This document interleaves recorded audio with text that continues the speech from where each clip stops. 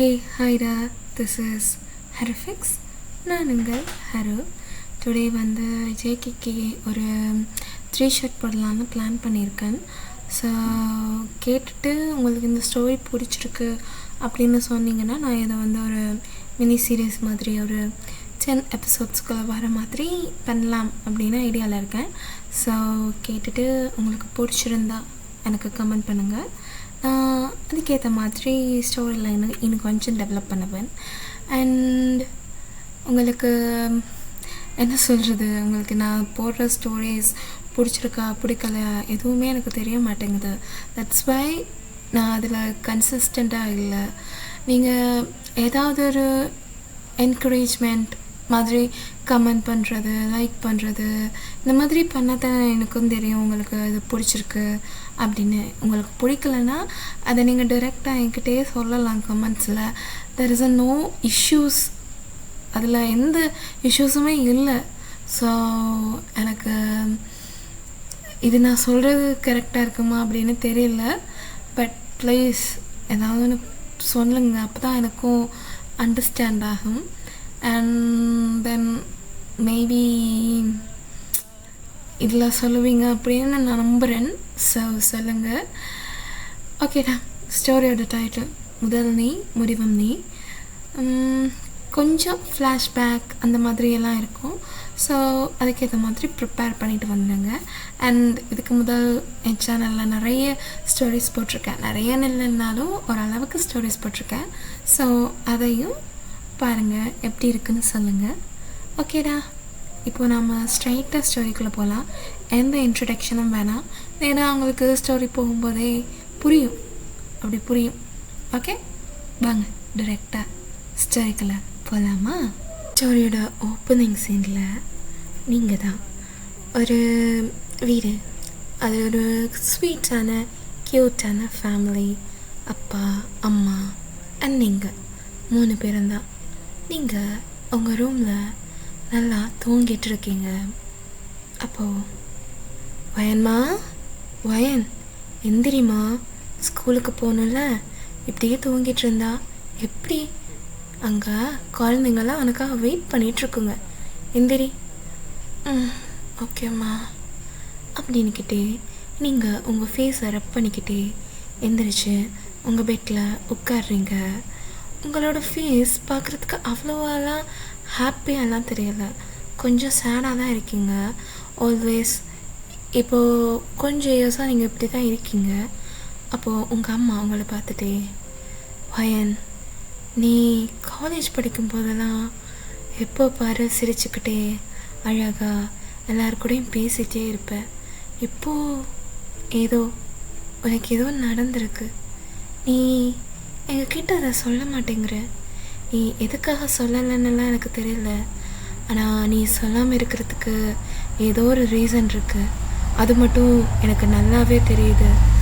அது என்ன பிரச்சனை இது அதெல்லாம் எனக்கு தெரியல, ஆனால் நீ எப்போயாவது என்கிட்ட சொல்லுவேன்னு நம்புகிறேன். இதுக்கு முன்னும் உனக்கு என்ன தான் பிரச்சனை இருந்தாலும் அம்மாக்கிட்ட சொல்லிடுவேன். இப்போது அம்மாக்கிட்ட சரியா முகம் கொடுத்து கூட நீ பேசுகிறது கிடையாது அப்படின்னு உங்களை பார்த்து சொல்கிறாங்க. நீங்கள் அவங்கள பார்த்துட்டே, அம்மா அதெல்லாம் ஒன்றும் கிடையாது, நான் ஏதோ ஒன்றா உன்கிட்ட சொல்லுவேன், உன்கிட்ட சொல்லாமலாம் அதுவும் இருக்க மாட்டேன், நீ எதுவும் போட்டு குழப்பிக்காத, புரியுதா அப்படின்னு போதே கீழே, அடியே எவ்வளோ நேரண்டி உன் பொண்ணாக கொஞ்சிக்கிட்டு இருப்ப, சீக்கிரம் வா வந்து எனக்கு காஃபி போட்டு கொடு. இருங்க வரேன். பற்றியா உங்கள் அப்பாவுக்கு கொழுப்ப ஏன் பொண்ணு கொஞ்சிறதுக்கு அவர் கேள்வி கேட்குறாரு. சரிம்மா நீ போய் அப்பாவுக்கு காஃபி போட்டு கொடு. சரி சீக்கிரம் வந்துரு அப்படின்னுக்கிட்டே அவங்க அங்கேருந்து போகிறாங்க. நீங்கள் எதுவுமே பேச கிடையாது. அப்படியே எழுந்து நேராக உங்களோட பாத்ரூம் போகிறீங்க, ஃப்ரெஷ்அப் ஆகிறீங்க. வெளியில் வந்து ஒரு லைட்டான குர்த்தி மாதிரி, அந்த என்ன சொல்கிற அந்த டாப் மாதிரி இருக்குமே அந்த மாதிரி ஒன்று போட்டிருக்கீங்க. கீழே ஒரு பேகி பேண்ட், லூஸ் ஹேர் விட்டுருக்கீங்க. நார்மலாக மினிமலான ஒரு மேக்கப், அவ்வளோதான். பெருசான்னு உங்களை க்ரூம் பண்ணிக்கிறதுல உங்களுக்கு பெருசான இஷ்டமே இருக்காது. அப்படி நீங்கள் கீழே இறங்கி வரீங்க. உங்கள் அம்மா உங்களை பார்த்துட்டே, அடியே அந்த மேக்கப் ப்ராடக்ட்ஸ்னு கொஞ்சத்தை வாங்கி வச்சுருக்கேன்ல, அதை கொஞ்சமாவது யூஸ் பண்ணு, புரியுதா? முதல்லலாம் நான் சொல்லாமலாம் எல்லாம் யூஸ் பண்ணுவேன். இப்போ என்னடானா எதுவுமே பாவிக்க மாட்டேங்கிறேன். அதெல்லாம் எடுத்து போடுடி முகத்துக்கு, அப்போ தானே அழகாக இருப்பேன். மா எனக்கு போட பிடிக்கல, அதனால் நான் போடலை, விட்டுறேன். எதுக்காக என்னை ஃபோர்ஸ் பண்ணுறேன்? சொல்லுவேன் நான் உன்னை ஃபோர்ஸ் பண்ணுறேன்னு. கொஞ்சமாவது அழகாக இருடி. இந்த காலத்து பொண்ணுங்கெல்லாம் என்ன மாதிரி ட்ரெஸ் பண்ணுறாங்க, நீ என்னடானா இப்படி ஒரு டாப்பு இப்படி போட்டுகிட்டே தெரியுற. ஆமாம், எனக்கு அதெல்லாம் இன்ட்ரெஸ்ட் இல்லை, அதனால் நான் வேப் பண்ண கிடையாது. நீ சும்மா இரு, விட என்ன அப்படின்னுக்கிட்டே நீங்கள் வெளியில் ட்ரை பண்ணுறீங்க. அப்போது உங்களோட அப்பா, வயன், அப்பா சாப்பிடாம அங்கே போகிறேன். என்னப்பா டைம் ஆகிடுச்சு, கிளம்பணும். அதெல்லாம் ஒன்றும் டைம் ஆக கிடையாது, சாப்பிட்டுட்டு கிளம்பு. காஃபியும் குடிக்கிறதில்ல, ஒழுங்காக சாப்பிட்றதும் இல்லை. நானும் கொஞ்சம் வருஷமாக பார்த்துக்கிட்டு தான் இருக்கேன். எப்போ பாரு மூஞ்ச உம்மன்னு வச்சுக்கிட்டே தெரியுற. உனக்கு காலத்துக்கு கல்யாணம் பண்ணி வைக்கிறது தான் ஒரே வழி, அதை தவிர வேறு வழியே இல்லை. சீக்கிரம் உனக்கு கல்யாணத்தை பண்ணி வச்சுறேன்னு. அப்போ ப்ளீஸ், எனக்கு அதிலெல்லாம் இன்ட்ரெஸ்ட் இல்லை, உங்களுக்கே தெரியும். என்னை ஃபோர்ஸ் பண்ணாதீங்க. அப்புறம் நானே ஏதாவது பண்ணிப்பேன், தயவு செஞ்சு வேண்டாம் அப்படின்னுக்கிட்டு நீங்கள் அங்கேருந்து எதுவுமே பேசாமல் கோவமாக கிளம்பிடுறீங்க. அப்போ உங்கள் அம்மா உங்கள் அப்பாவை பார்த்துட்டு, ஏன் அவளை சும்மா டென்ஷன் பண்ணுறீங்க? அவளுக்கு எப்போ கல்யாணம் பண்ணிக்க தோணுதோ அப்போ பண்ணிக்கட்டும், நீங்கள் இந்த மாதிரியெல்லாம் அவளை ஃபோர்ஸ் பண்ணாதீங்க. சொல்லுவேன். உன் பொண்ணுக்கு என்னன்னா அப்படியே அவளுக்கு சப்போர்ட் பண்ணிக்கிட்டே வந்துடுவல. எப்போ நான் சொல்கிறத நீ கேட்டிருக்க? அவள் ஆளே சரியில்லை, நானும் பார்த்துக்கிட்டு தான் இருக்கேன். காலத்துக்கு கல்யாணத்தை பண்ணி வைக்கிறது தான் ஒரே வழி. நீங்கள் எவ்வளோ சொன்னாலும் திருந்த மாட்டீங்க. அவளுக்கு மட்டும் ஏதாவது நான் ஆகட்டும், அப்புறம் பாருங்கள் உங்களை நான் என்ன பண்ணுறேன்னு. உங்களை இருக்கவே விட மாட்டேன், சோத்தில் விஷம் வைக்கிறேன். என்னது விஷமா?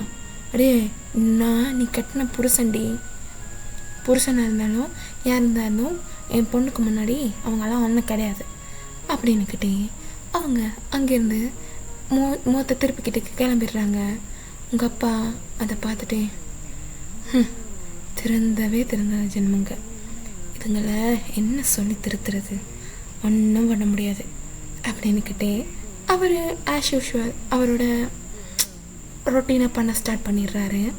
நீங்கள் உங்களோட ஒரு ஸ்கூட்டி இருக்கும், அந்த ஸ்கூட்டி எடுத்துகிட்டு அங்கேருந்து கிளம்புறீங்க. ஸோ அப்படியே இங்கே சைட் பார்த்தா ஒரு டிராஃபிக்கான ரோட், ரொம்ப ரஷ்ஷாக இருக்குது அந்த ரோட்டே. அங்கே ஒரு ரோட் க்ராஸ் பண்ணுவோம்ல, அந்த பாத்வேக்கு முன்னால் ஒரு கார் நிற்குது. ஆப்போசிட் சைடில் சிக்னல் போட்டிருக்காங்க. ஸோ அந்த காரை மூவ் பண்ண முடியாமல் அந்த கார் அங்கே நிற்கிது. செம்ம ரஷ்ஷான டிராஃபிக். அதில் ஒரு black colour Range Rover car நிற்குது. ரொம்ப காஸ்ட்லியான எக்ஸ்பென்சிவான கார் தானே. ஸோ சுற்றி வர இருக்கிறவங்க எல்லாருமே அந்த காரையே பார்த்துட்ருக்காங்க. அந்த காரில் சும்மா நார்மலாக ஒரு மினிமலான ஒரு சாங் ஓடிக்கிட்டுருக்கு. அப்போது அதில் ஒரு ஃபோன் ரிங் ஆகிற சவுண்ட் கேட்குது. அதை ஒரு பர்சன் எடுத்து ஆன்சர் பண்ணி அவரோட கால்தெல்லாம் வைக்கிறாரு. ஹலோ ஜங்குக், எவ்வளோ நேரம்? எனக்கு இன்னொரு ஃபங்க்ஷன் தான் நடந்துக்கிட்டுருக்கு, ஆனால் நீ இன்றைக்கி கூட லேட்டா? ஹலோப்பா, நான் டிராஃபிக்கில் மாட்டிட்டேன். ஸோ சீக்கிரமாக வந்துடுவேன், ஒரு 15 minutes அதுக்கடையில் வந்துடுவேன். என்ன பிள்ளையோ தெரியாது, ஒன்று ஏர்லியாக கிளம்ப சொன்னேன், ஆனால் நீ என்னடானா இவ்வளோ நேரம் லேட் பண்ணிக்கிட்டு இருக்க. அப்பா எனக்கு கொஞ்சம் டைம் கொடுங்கப்பா, வந்துடுவேன், டைமுக்கு வந்துடுவேன். சரி சரி ஓகே அப்படின்னு அவர் ஆப்போசிட் சைடில் அவர் சொல்லும்போது, ஷங்கோக் அப்பா அண்ணா அப்புறம் அண்ணி ஜோயல் எல்லாரும் வந்துட்டாங்களா? எல்லோரும் வந்துட்டாங்க, நீ மட்டும்தான் இன்னும் வரல, சீக்கிரமாக வா. சரிப்பா அப்படின்னு அவன் அந்த ஃபோனில் பேசிகிட்டு இருக்கும்போதே ஒரு குட்டி பையன் அந்த ரோடை எப்படி க்ராஸ் பண்ணுறேன்னு தெரியாமல் ரோடையே பார்த்துக்கிட்டு இருக்கான். அவனுக்கு சிக்னல் போட்டிருக்காங்களா போடலையா எதுவுமே தெரியாது. அந்த ரோட்டில் கொஞ்சம் ரஷ், நிறைய பேர் ரோட் க்ராஸ் பண்ணிக்கிட்டு இருக்காங்க. ஸோ யாருமே அந்த பையனை கவனிக்கலை. அப்போது ஒரு பொண்ணு ஒரு ஜங்குக்கு பக்கத்தில் ஒரு ஸ்கூட்டியை நிப்பாட்டிட்டு நின்று இருப்பான். அந்த பொண்ணு அதை பார்த்துட்டு கடன்னு அந்த ஸ்கூட்டியை ஸ்டாண்ட் போட்டுட்டு அப்படியே அந்த குட்டி பையன்கிட்ட போகிறான். தம்பி எங்கே போகிறீங்க? ரோட் க்ராஸ் பண்ணணுமா? ஹா ஆண்டி, எனக்கு ஆப்போசிட் சைடில் போகணும். ஓகே வாங்க ஆண்டி, கூட்டிக்கிட்டு போய் விட்டு விடுறேன் அப்படின்னுக்கிட்டே அந்த பையனோட கையை பிடிச்சி அப்படியே கூட்டிகிட்டு போய் அங்கே ஆப்போசிட் சைடில் நிற்க வைக்கிறான். ஸோ இதை அந்த காரில் இருந்த அந்த பர்சன் பார்க்குறாரு. அவருக்கு இந்த சீனை பார்த்ததுமே எங்கேயோ பார்த்த மாதிரி ஒரு ஃபீல். அவரோட ஹெட்டை கையை வச்சுட்டே இது இது இது அப்படின்னுக்கிட்டே அவரோட ஹெட்டில் கையை வைக்கிறாரு. அப்போது அவரோட டிரைவர் பக்கத்தில் இருந்தவர், சார் தம்பி என்னாச்சு தம்பி அப்படின்னு அவர் பதற்றமாக கேட்குறாரு. அப்போது ஜங்குக் எதுவுமே பேச கிடையாது. அந்த டேஷ்போர்டில் ஒரு டேப்லெட் பாட்டில் மாதிரி ஒன்று இருக்குது. அதை எடுத்து அதில் இருக்க ஒரு டேப்லெட்டை அப்படியே போடுறாரு. போட்டுட்டு இது இது எனக்கு ஏற்கனவே நடந்த மாதிரி ஒரு ஃபீல். இது நான் எங்கேயோ பார்த்துருக்கேன். ஏன் எனக்கு இவ்வளோ ஹர்ட் ஆகுது? இது என் மனசெல்லாம் ஏன் இது பெயின் ஆக்குது? எனக்கு எனக்கு எனக்கு ஏதோ ஆகுது அப்படின்னுக்கிட்டே அவன் மனசுக்குள்ளே புலம்பிக்கிட்டு இருக்கான். அப்போது அந்த பொண்ணு அந்த பையனை அங்கால சைட் விட்டுட்டு, ஓகேவா, பார்த்து போயிட்டு வாங்க. அம்மா வரலையா? இல்லை ஆண்டி, அம்மாவுக்கு ஒர்க், ஸோ அம்மா போயிருக்காங்க. நான் எனக்கு மட்டும்தான் நின்று தனியாக வந்தேன். அப்படியா? இனி இப்படியெல்லாம் தனியாக வரக்கூடாது. மம்மிகிட்ட சொல்லுங்கள், எனக்கு தனியாக போக பயம், நான் குட்டி பையன் தானே அப்படின்னு சொல்லுங்கள். ஓகே? Okay aunty. ஆண்டி உங்கள் நேம் என்ன? என் பேரா? என் பேர் வயன், கிம் வயன் அப்படின்னுக்கிட்டே அந்த பையனை பார்த்து சொல்கிறீங்க. அந்த பையன் உங்களை பார்த்துட்டு உங்களோட கன்னத்தில் ஒரு கிஸ் பண்ணுறான். பாய் ஆண்டி, பாய்டா அப்படின்னு அந்த பையனை நீங்கள் அனுப்பி வச்சுட்டு அப்படி உங்கள் பைக் கிட்ட வரீங்க. ஸோ அந்த டைமில் டிராஃபிக் லைட்டும் போட்டுடுறாங்க. ஸோ உங்களோட கார் ஜங்கோக்கோட காருக்கு பக்கத்தில் தானே இருந்திருக்கும். அப்போது நீங்கள் வந்துட்டு உங்கள் பைக்கில் உட்காரும்போதே ஜங்கோக் அப்படி உங்களையே பார்த்துட்ருக்காரு. உங்களுக்கு ஜங்கோக் உள்ளே இருக்கிறது தெரியல, ஃபுல் அண்ட் ஃபுல் பிளாக்கால் கவர் பண்ண மாதிரியான கிளாஸஸ் தான் இருக்கும். ஸோ உங்களுக்கு உள்ளே யார் நம்மளை பார்க்குறாங்களா இல்லையா எதுவுமே தெரியாது. நீங்கள் கேஷுவலாக நார்மலாக இருக்கிற மாதிரி தான் இருக்கீங்க. அப்படி உங்களோட பைக் எடுத்துகிட்டு நீங்கள் சிக்னல் போட்டதுமே கிளம்பிடுறீங்க. ஸோ ஜங்கோக் நீங்கள் போகிறதே பார்க்குறாரு. அவர் இன்னும் உங்கள் ஃபேஸை கூட கிளியராக பார்க்க கிடையாது.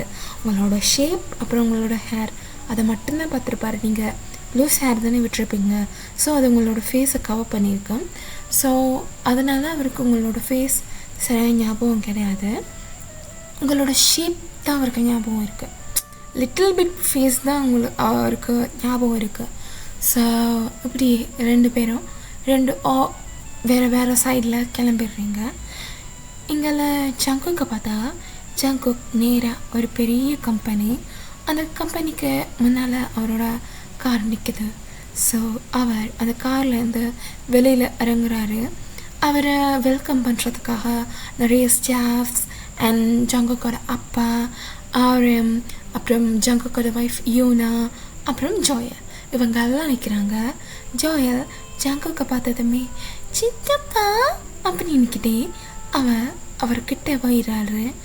ஜங்குக் அப்படியே ஜோயலை பார்த்ததுமே ஜோயல்கிட்டே சித்தப்பட தாங்க பிள்ளை அப்படின்னுக்கிட்டே ஜோயலை அப்படியே தூக்குறாரு.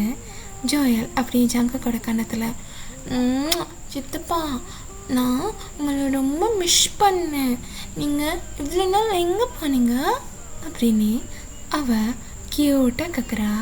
அப்போது ஜங்குக் எங்கேயும் போகல தங்கம், சித்தப்பா இங்கே தான் இருந்தேன், அப்போ நீங்கள் எங்கள் வீட்டுக்கு என்னை பார்க்க வார்த்தே இல்லை. இனி சித்தப்பா உங்கள் கூட தான் இருப்பேன் ஆல்வேஸ், ஓகே அப்படின்னு ஜோயல் பார்த்து சொல்ல, ஜோயல் ஐ ஜாலி அப்படின்னுக்கிட்டே க்யூட்டாக சொல்கிறா. ஜோயலுக்கு இப்போ தான் ஜஸ்ட் ஒரு 4 years ஆகிருக்கு. அவள் இன்னும் ப்ரீ ஸ்கூலுக்கு கூட போக ஸ்டார்ட் பண்ணல. பிகாஸ் அவள் இன்னும் குட்டி குழந்தை தானே, அதனால் ஆரம் அவளை ப்ரீ ஸ்கூலுக்கு போகிறதுக்கு அலோவே பண்ண கிடையாது. யோனா எவ்வளோ தான் சொல்லி பார்த்தாலும் ஆரம் அதை கேட்கவே இல்லை. ஸோ அவளுக்கு இப்போ வர அட்மிஷனில் போடலாம் அப்படின்னு ஒரு பிளானில் இருக்காங்க. அப்போது ஜோயல் அப்படியே ஜங்குக்கு பார்த்துட்டு சித்தப்பா நான் இப்போ வார கொஞ்ச நாளில் என்ன அம்மா ப்ரீ ஸ்கூல் சேர்த்துடுவாங்க. நான் அங்கே நிறைய ஃப்ரெண்ட்ஸ் வச்சுருப்பேன், அவங்க கூட விளையாடுவேன் தெரியுமா. நீ கொஞ்ச நாள் முன்னே வந்தோன்னா நாங்கள் நிறைய விளையாண்டுருக்கலாம் அப்படின்னு க்யூட்டாக சொல்கிறான். அப்போது ஜங்குக் அவளை பார்த்துட்டு அப்படியே தங்க பிள்ளை, சித்தப்பாவுக்கு ரொம்ப ஒர்க்கா, அதனால் சித்தப்பாவில் உங்களோட டைம் ஸ்பெண்ட் பண்ண முடியலை. இனி சித்தப்பா உங்கள் கூட நிறைய டைம் ஸ்பெண்ட் பண்ணுறேன், okay. Pinki promise? Pinki promise பண்ணுங்க சித்தப்பா அப்படின்னு அவளோட லிட்டில் ஃபிங்கரை காட்டி கேட்குறா. அப்போது ஜங்குக்கும் அவளோட கையை பிடிச்சிட்டேன் ப்ராமிஸ் ஓகே அப்படின்னு க்யூட்டாக சொல்கிறாரு. ஸோ இந்த சம்பவம் எல்லாத்தையும் அங்கே இருக்க எல்லாரும் அப்படி என்ன ஒரு பாச பிணைப்பை பார்த்து பாச போராட்டத்தை பார்த்து கண்கலங்கி நிற்கிறாங்க. அப்போது ஜங்குக் ஜோயலை பார்த்துட்டேன். அப்புறம் ஜோயல் நீ ப்ரீ ஸ்கூலுக்கெல்லாம் போனதும் பாய் ஃப்ரெண்ட் பிடிச்சிருவியா என்ன? சித்தப்பா எனக்கு ஆல்ரெடி பாய் ஃப்ரெண்ட் இருக்கு, நான் அங்கே போய் பாய் ஃப்ரெண்டெல்லாம் பிடிக்க மாட்டேன் அப்படின்னு க்யூட்டாக சொல்கிறா. அப்போ ஜங்கு அடி பாவி அவனுக்கு இப்போவே இருக்கா? அவன் ரொம்ப நேரம் கழிச்சு இப்போ தான் என்னை பார்க்க வந்திருக்கான் அப்படின்னு க்யூட்டாக சொல்கிறான். ஜங்குக்கு தெரியுது, ஆனாலும் அடடா யாரா அவன் சித்தப்பாக்கு தெரியாமல் யார் அந்த பையன்? நல்ல பையனா? ரொம்ப நல்ல பையன், இப்போது என் கூடவே இருப்பேன்னு ப்ராமிஸ் பண்ணியிருக்கான். ஸோ இனி ஆல்வேஸ் என் கூட தான் இருப்பான் அப்படின்னு அவ சொல்கிறா. அடடா யார் அந்த லக்கி மேன், அவனோட பேர் என்ன அப்படின்னு ஜங்குக் கேட்கும்போதே அவள் ஜங்குக்கை பார்த்துட்டே அவன் பேர் ஜான் ஜங்குக் அப்படின்னு சொல்கிறா. அப்போ ஜங்குக் அப்படின்னா அது அப்படின்னுக்கிட்டு ஜோலை அப்படியே கட்டி பிடிச்சிக்கிட்டு அவளை ஆசையாக கொஞ்சிறா. ஸோ எல்லாருமே இதை ரசித்து பார்க்குறாங்க. அப்போது அந்த டைமில் ஜங்குக்கோட டிரைவர் ஜங்குக்கோட அப்போட காதில் ஜங்குக்கு ஹெடேக் பற்றி சொல்லிட்டு போகிறாரு. ஸோ எல்லாருமே ஜங்குக்கை வெல்கம் பண்ணுறாங்க, பொக்கேஸ் கொடுக்குறாங்க, இப்படி எல்லாமே பண்ணுறாங்க. ஜங்குக் எல்லாத்தையும் ரிசீவ் பண்ணிவிட்டு ஒரு ஸ்மைல் பண்ண ஃபேஸோடு இருக்கார். ஜங்குக்கோட அப்பா ஜங்குக் கிட்ட வந்துட்டேன். எல்லாரும் போனதுக்கப்புறம் ஜங்குக் உனக்கு ஹெடேக் வந்துச்சா? அப்பா அதுக்கடையில் உங்களுக்கு நியூஸ் வந்துச்சா வரலையா அதை சொல்ல. வந்துச்சுப்பா. உனக்கு எதுவும் ஞாபகம் எதுவும் வந்துச்சா என்ன? இல்லை, அது ஜஸ்ட் ஒரு ஃப்ளாஷஸ் மாதிரி இருந்துச்சு. அப்புறம் எனக்கு எதுவும் ஞாபகம் வர கிடையாது. ஹெட்டெல்லாம் ரொம்ப பெயினாக இருந்துச்சு. அந்த டேப்லெட் யூஸ் பண்ணேன். அப்புறம் ஓகே ஆகிட்டேன் அப்படின்னு ஜங்குக் சொல்லும்போதே ஜங்குக்கோட அப்பா, உன்னை ஸ்ட்ரெஸ் பண்ணிக்காது ஜங்குக், உனக்கு எந்த ஞாபகமும் தேவையில்லை அப்படின்னு நான் நினைக்கிறேன். அப்பா, நான் என்ன எதுவும் ஸ்ட்ரெஸ் பண்ண கிடையாது. ஆனால் எனக்கு அந்த ஞாபகங்கள் எல்லாம் வேணும். அது ஒரு ட்ராமாவாகவே இருந்தாலும் எனக்கு அந்த ஞாபகங்கள் இருக்கிறது நல்லதுன்னு தோணுது. ஸோ எனக்கு அந்த ஞாபகங்கள் எல்லாம் தேவை அப்படின்னு அவன் சொல்லிட்டே அவன் அங்கேருந்து ஸ்ட்ரைட்டாக போகிறான். ஜோயல் அவன் கையில் தான் இருக்கான். ஜோயல் எதுவுமே பேச கிடையாது. ஜங்குக்கோட ஷோல்டரில் சாஞ்சிட்டு இருந்தவ அப்படியே தூங்கியிருப்பா. அப்படியே யூனா வந்து ஜங்குக்கிட்ட ஜோயலை வாங்கிட்டே, என்ன குழந்தனாரே ரொம்ப பிஸி போல், வந்து ஜோயலுக்கு தான் உங்களுக்கு பார்க்க டைம் இல்லையா? அண்ணி, அதெல்லாம் ஒன்றும் கிடையாது. உங்களுக்கே தெரியும்ல, ரொம்ப நாள் ஹாஸ்பிட்டல் அப்சர்வேஷன்லேயே இருந்துட்டேன். அப்புறம் எனக்குன்னு ஒரு பேஸ், அதுக்காக ஊரை விட்டே போயிட்டேன். இப்போ தான் வந்திருக்கேன். வந்ததுமே அப்பா கம்பெனி பொறுப்பெல்லாம் ஹேண்டில் பண்ண சொல்கிறாரு. வேறு வழி இல்லை, அவருக்காக நான் இதெல்லாம் பண்ணி தாக்கணும். இது என்னை நல்லா பார்த்துக்கிட்டாரு, அதுக்காகவாவது நான் இதை அவருக்கு பண்ணி கொடுக்கணும். அதனால தான் எல்லாமே அப்படின்னு அவன் சொல்லிட்டு யோனா கூட பேசிக்கிட்டு இருக்கான். அப்போது ஸ்டேஜில் நம்ம ஆர்யம் தான் அவரோட அந்த ஸ்மார்ட்டான லுக்கோட அந்த மைக்கில், hey everyone, thanks for coming. இன்றைக்கி என் தம்பியோட ஒரு ஸ்பெஷலான டே. அவன் இந்த கம்பெனியை ஹேண்ட் ஓவர் பண்ணுறது எனக்கு எப்படி சொல்கிறேன்னு தெரியல. இது ரொம்ப ரொம்ப ஹாப்பியான மூமெண்ட். இந்த ஹாப்பியான மூமெண்ட்டில் நீங்கள் எல்லாருமே எங்கள் கூட வந்து எங்களோட ஹாப்பினஸ்ஸாக ஏற்றுக்கிட்டதுக்கு ரொம்ப ரொம்ப தேங்க்யூ. அண்ட் இதுக்கெல்லாம் நாங்கள் எங்கள் ஃபேமிலி ரொம்ப கடமைப்பட்டிருக்கேன். ரொம்ப ரொம்ப தேங்க்யூ அப்படின்னு ஆர்யம் அவனோட அனௌன்ஸ்மெண்ட்டாக கொடுக்குறான். அப்போது ஆர்யம், இதுக்கு மேலே என்ன சொல்கிறேன்னு எனக்கு தெரியல. அண்ட் எங்கள் அப்பா மிஸ்டர் ஜியோன் அவர் மேலே என்னென்னு பேசுவார் அப்படின்னு ஆர்யம் சொல்ல, சரியா மிஸ்டர் ஜியோன் வந்து மைக்கை வாங்கிட்டேன். தேங்க்யூ ஆர்யம் அப்படின்னு ஆர்யமை பார்த்து சொல்லிட்டேன். Thanks for coming everyone. என் பையன் அதுக்கடையில் எவ்வளோ பெரிய பையன் ஆகிட்டான்.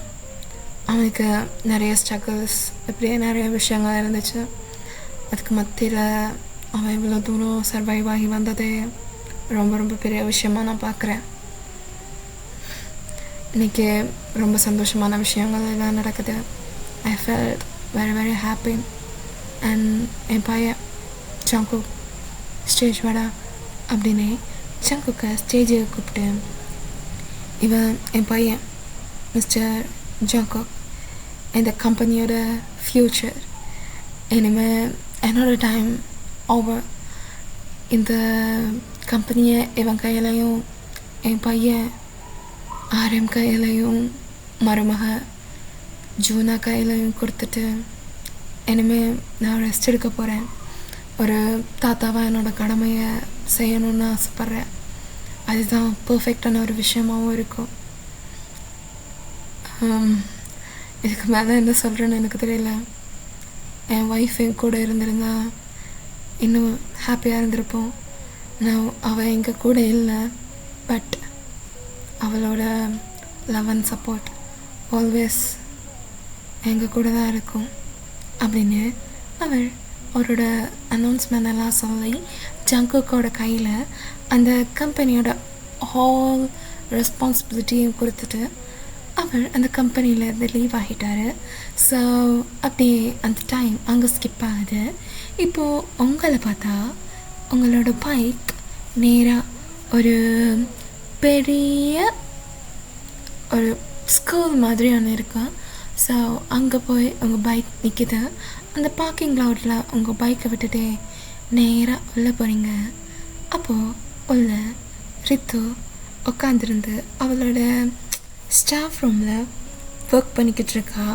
நீங்கள் உள்ள என்டர் ஆனதுமே ரித்து உங்களை பார்த்துட்டே, ஹே பயன், வா வா வா வா, உங்ககிட்ட தான் பேசணும் அப்படின்னு உங்களை அவள் பக்கத்தில் உட்கார வைக்கிறா. உட்கார வச்சுட்டே, வயன், நான் உங்ககிட்ட ஒன்று சொல்லணும். சொல்லுடி, என்ன விஷயம்? அது வயன், எங்கள் வீட்டில் எனக்கு பொண்ணு பார்க்குறாங்களா? ஆனால் நீ தான் ஜிமினை லவ் பண்ணுறியே, அப்புறம் எப்படி? ஆமாம், ஜிமினை லவ் பண்ணுறேன். அது நான் வீட்டில் எப்படி சொல்கிறேன்னு தெரியல. நான் லவ் பண்ணுறேன்னு தெரிஞ்சால் அவங்க ஒத்துக்க மாட்டாங்க. அதனால நாங்கள் ஒரு அலைன்ஸ் மாதிரி எங்கேயோ பார்த்துட்டு என்னை பொண்ணு கேட்குற மாதிரி ஜிம்மி கேட்க போகிறேன்னு சொன்னான். ஸோ அப்படியும் எங்களுக்கு கல்யாணம் நடந்துடும். புரோக்கர் இன்றைக்கி தான் ஜிம்மினோட ஃபோட்டோவை வீட்டுக்கு கொடுத்தாரு. ரொம்ப நல்லா இருக்கு, நல்லா வரேன் அப்படின்னு வீட்டில் எல்லாரும் பேசிக்கிட்டாங்க. என்கிட்ட கேட்டாங்க, உனக்கு மாப்பிள்ளை பிடிச்சிருக்கான்னு பார்த்து சொல்லணும் அப்படின்னு.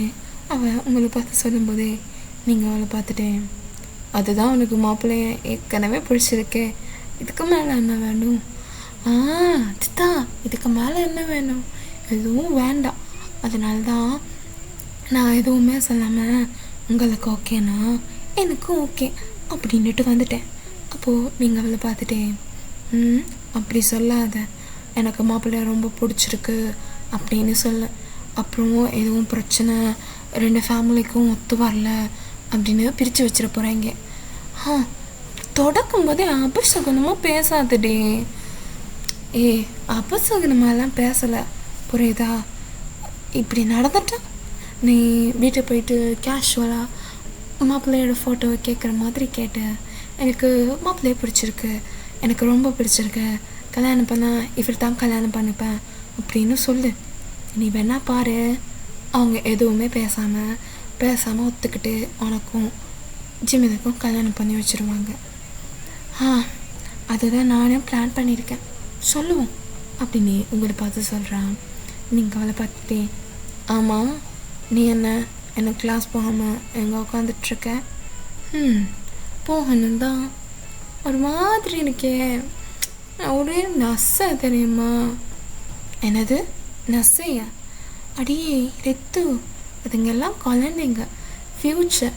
அதாவது நமக்கு ஃப்யூச்சரில் டாக்டரா, இன்ஜினியரா அண்ட் ஒரு பெரிய சிஇஓவா வரப்போகிற ஒரு ஃப்யூச்சரிஸ்டுக்கே நம்ம கையில் தான் இருக்குது.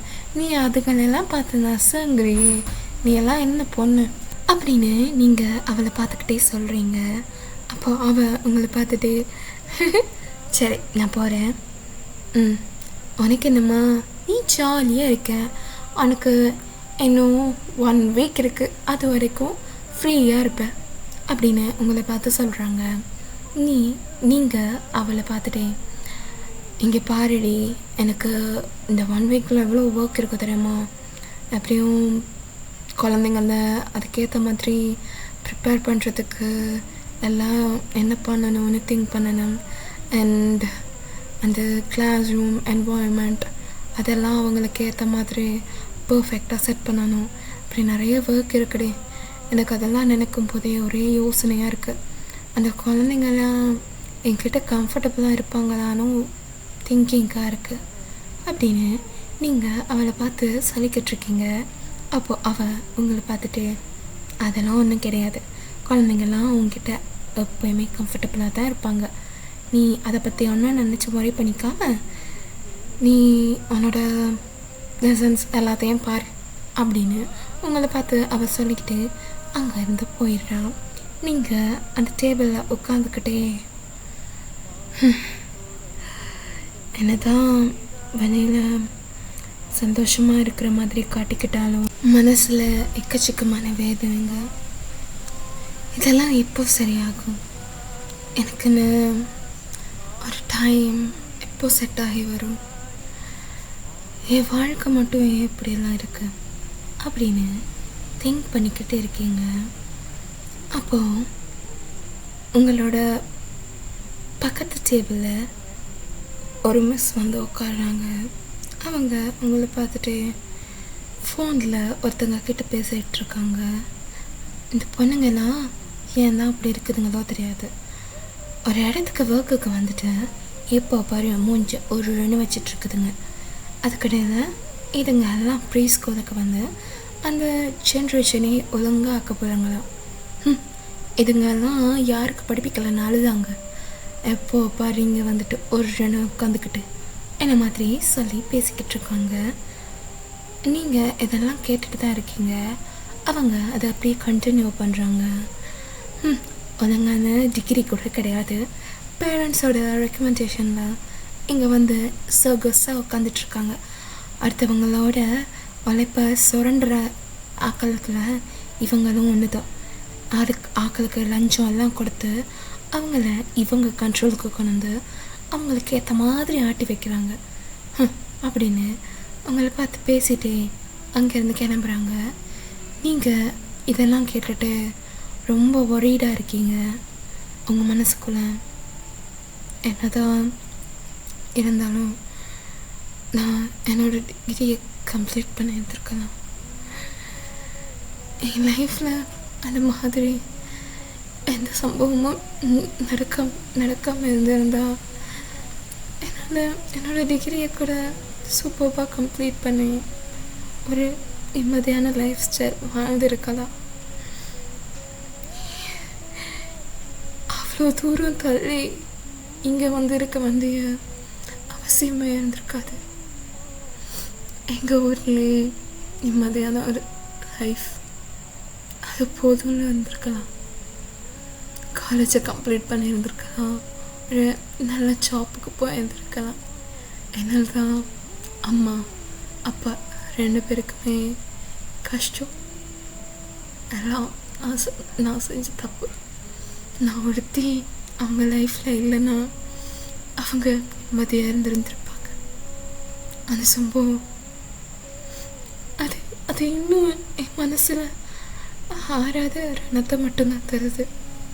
எப்போவுமே என்னை சந்தோஷமாகவே இருக்க விடுதுனாது அப்படின்னு நீங்கள் உங்களுக்குள்ளே பேசிக்கிட்டே உங்களோட ஹெட்டில் கையை வச்சுட்டு அப்படியே கண்ணை மூடுறீங்க.